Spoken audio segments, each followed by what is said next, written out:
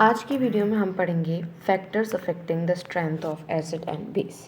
कल की वीडियो में आपने एसिड और बेस क्या होते हैं according to Arrhenius, Bronsted Lowry and Lewis, ये तीन लोगों के अकॉर्डिंग डिफरेंट डेफिनेशन पढ़ी होगी आपने एसिड और बेस की। तो आज हम पढ़ेंगे फैक्टर्स क्या क्या हैं जो एसिड और बेस की स्ट्रेंथ को डिटरमाइन करते हैं। सबसे पहला फैक्टर जो है वो है इंडक्टिव इफेक्ट। आज की वीडियो में हम इंडक्टिव इफेक्ट कवर करेंगे, ठीक है। सबसे पहले हम कुछ बेसिक देख लेते हैं। तो पहली बात क्या है इसमें कि जब आपका मॉलिक्यूलर स्ट्रक्चर चेंज होता है तो वो किसको अफेक्ट करता है, रिएक्टिविटी को। और वो क्यों अफेक्ट करता है, क्योंकि मॉलिक्यूलर स्ट्रक्चर के चेंज होने की वजह से उसका इलेक्ट्रॉनिक डिस्ट्रीब्यूशन जो है वो भी कुछ हद तक चेंज होता है। इसीलिए उसका मॉलिक्यूलर स्ट्रक्चर जो है वो रिएक्टिविटी को भी क्या करता है, अफेक्ट करता है, ठीक है। और दूसरी बात कि जब आपके कोई भी दो या दो से ज़्यादा एटम्स बहुत ज़्यादा क्लोज आ जाते हैं तो उनमें कोई ना कोई इंटरेक्टिव फोर्स लगता है, वो आपका लंदन फोर्स इंटरेक्शन लगा लो।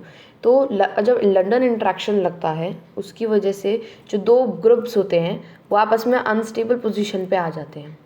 मींस उन पे कुछ एक इफ़ेक्ट लगता है, उसका नाम है स्टेरिक इफेक्ट, ठीक है ना। तो ये दो बातें मैंने आपको बताई। पहली बात कि मॉलिक्यूलर स्ट्रक्चर जो है उसका चेंज अफेक्ट करता है रिएक्टिविटी को। क्यों करता है, क्योंकि उसका इलेक्ट्रॉनिक डिस्ट्रीब्यूशन जो है सिस्टम का वो भी अफेक्ट होता है।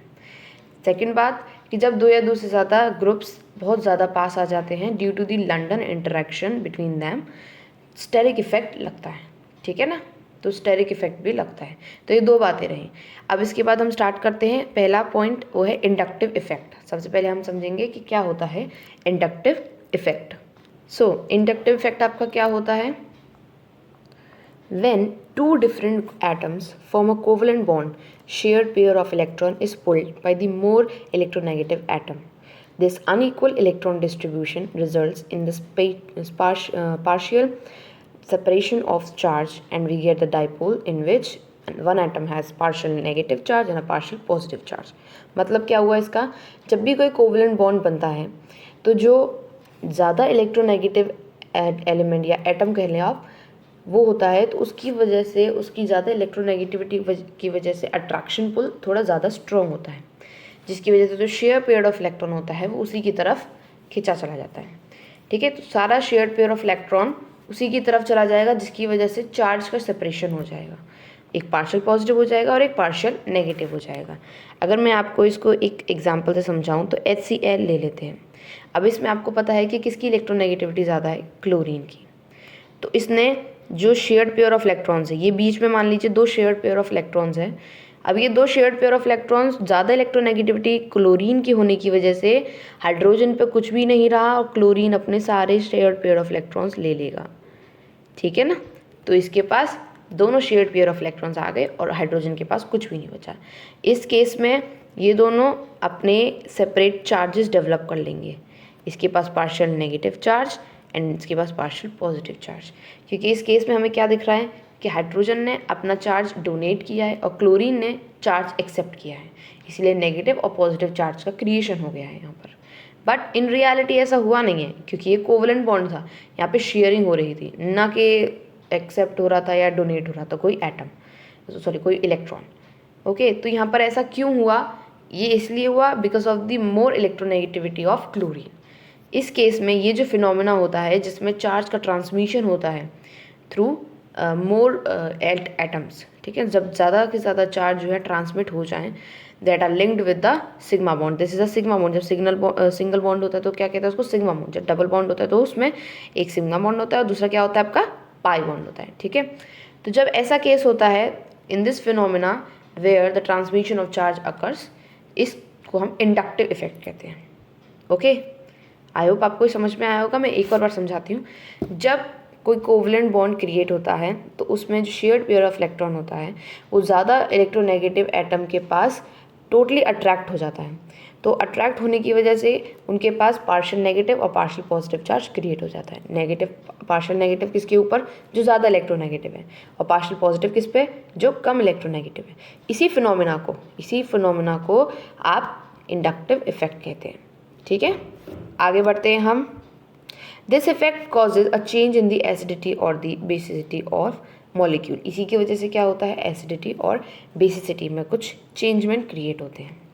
जैसे कि देखिए यहाँ पर एग्जांपल दे रखा है सी और एक्स। तो एक्स जो है वो ज़्यादा इलेक्ट्रोनेगेटिव होगा, तो उसके पास पार्शियल नेगेटिव चार्ज आ गया, और सी के पास पार्शियल पॉजिटिव चार्ज आ गया। ठीक है, तो ये डाइपोल्स का क्रिएशन कर देता है। Because of inductive effect dipoles are created. Okay, तो यहाँ पर सब्स्टिट्यूएंट एक्स जो है वो कोई भी एक्स हो सकता है, आप उसे कोई हेलोजन ग्रुप भी मान लीजिए, पर हम यहाँ पे वो मान रहे हैं ग्रुप जो ज़्यादा इलेक्ट्रोनेगेटिव है। ठीक है, आगे बढ़ते हैं। अगर आपका एक्स इलेक्ट्रॉन विड्रॉइंग होता है तो वो उसकी इलेक्ट्रॉन डेंसिटी क्या होती है, कम होती है। अगर एक्स इलेक्ट्रॉन डोनेटिंग होता है तो उसकी इलेक्ट्रॉन डेंसिटी क्या होगी, ज़्यादा होगी। अब इलेक्ट्रॉन विड्रॉइंग, इलेक्ट्रॉन डोनेटिंग से क्या मतलब है? इलेक्ट्रॉन विड्रॉइंग मतलब कि वो एटम्स जो इलेक्ट्रॉन्स को अपनी तरफ ले लेते हैं, ठीक है ना, विड्रॉ कर लेते हैं, मतलब खींचते हैं अपनी तरफ। इलेक्ट्रॉन डोनेटिंग मीन्स वो एटम्स या वो ग्रुप्स जो इलेक्ट्रॉन्स को क्या करते हैं, डोनेट करते हैं। ठीक है ना, वो एटम्स और ग्रुप्स जो इलेक्ट्रॉन को क्या कर रहे हैं, डोनेट कर रहे हैं। अब जब वो विड्रॉ कर रहे हैं तो उस केस में इलेक्ट्रॉन की डेंसिटी जो है वो कम हो रही है, और जब वो डोनेट कर रहे हैं तो उनकी इलेक्ट्रॉन की डेंसिटी जो है ज़्यादा हो रही है। आप इस रिलेशन को ध्यान में रखिएगा। अभी मैं आपको एग्जांपल्स भी बताऊंगी कि कौन से ऐसे ग्रुप्स होते हैं जो इलेक्ट्रॉन डोनेटिंग होते हैं, कौन से ऐसे होते हैं जो इलेक्ट्रॉन विड्रॉइंग होते हैं होती है। तो लॉस ऑफ इलेक्ट्रॉन, हाइड्रोजन जो है वो उसकी वजह से इलेक्ट्रॉन की डेंसिटी तो डिक्रीज़ हो रही है, पर एसिडिक नेचर जो है वो मॉलिक्यूल का इंक्रीज़ हो रहा है। ठीक है ना, तो when ever there is a electron withdrawing group, electron density decreases and the acidic nature increases. ठीक है ना, आगे पढ़ते हैं। एंड वेन एवर, उसका कॉन्ट्ररी देखेंगे केस अगर हम, तो when ever the electron density increases, तो हाइड्रोजन एटम जो होते हैं ना वो ज़्यादा इफेक्ट लगाते हैं, जिसकी वजह से एसिडिटी जो होती है वो क्या हो जाती है, डिक्रीज हो जाती है।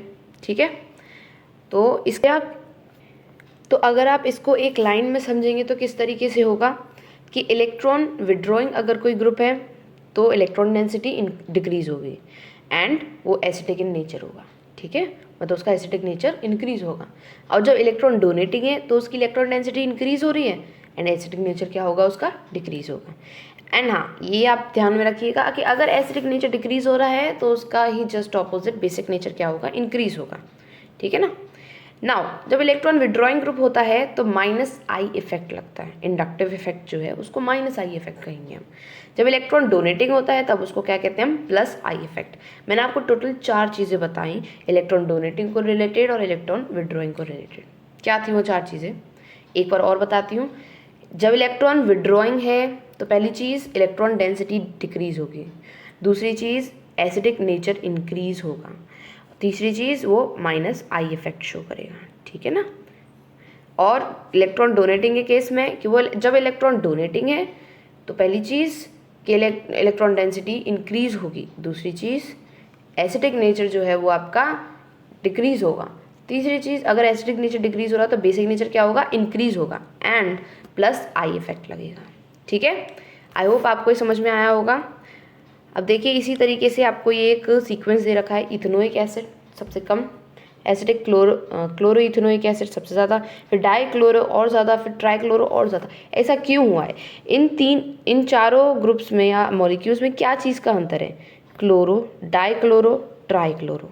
मीन्स जैसे जैसे सीक्वेंस आगे बढ़ता जा रहा है वैसे वैसे क्लोरीन मॉलिक्यूल जो है वो ज़्यादा होते जा रहे हैं।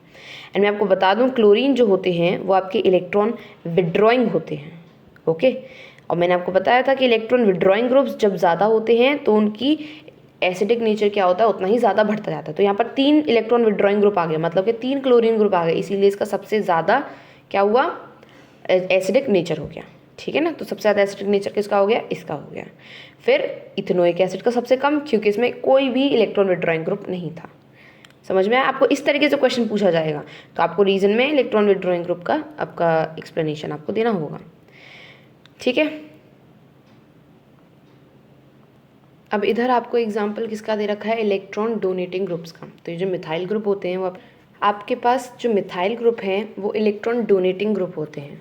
ठीक है, तो मिथाइल ग्रुप इलेक्ट्रॉन डोनेटिंग होने की वजह से क्या होगा, जितने ज़्यादा मिथाइल ग्रुप होंगे उतना ही क्या होगा, एसिडिक नेचर कम होगा। तो ये तो आपको स्टेबिलिटी का ऑर्डर दे रखा है। अगर यहाँ पर हम एसिडिक नेचर का देखें तो ये ऑर्डर जो है रिवर्स हो जाएगा। सबसे ज़्यादा स्टेबल, सबसे ज़्यादा एसिडिक कौन सा होगा? मिथाइल ग्रुप, क्योंकि उसमें क्या है, एक सबसे कम मिथाइल ग्रुप लग रहे हैं। तो जितने कम मिथाइल ग्रुप उतना ज़्यादा क्या होगा? ऑर्डर ऑफ एसिडिक नेचर होगा। ठीक है, पर ऑर्डर ऑफ एसिडिक नेचर जो है वो बिल्कुल ऑपोजिट हो जाता है किसके? स्टेबिलिटी के, क्योंकि हमें पता है 3 डिग्री जो होता है वो ज़्यादा स्टेबल होता है देन 2 डिग्री देन 1 डिग्री। ठीक है, so with this we have ended this unit. अब हम नेक्स्ट यूनिट में दूसरा इफेक्ट लेके आएंगे which affects the acidic nature, which is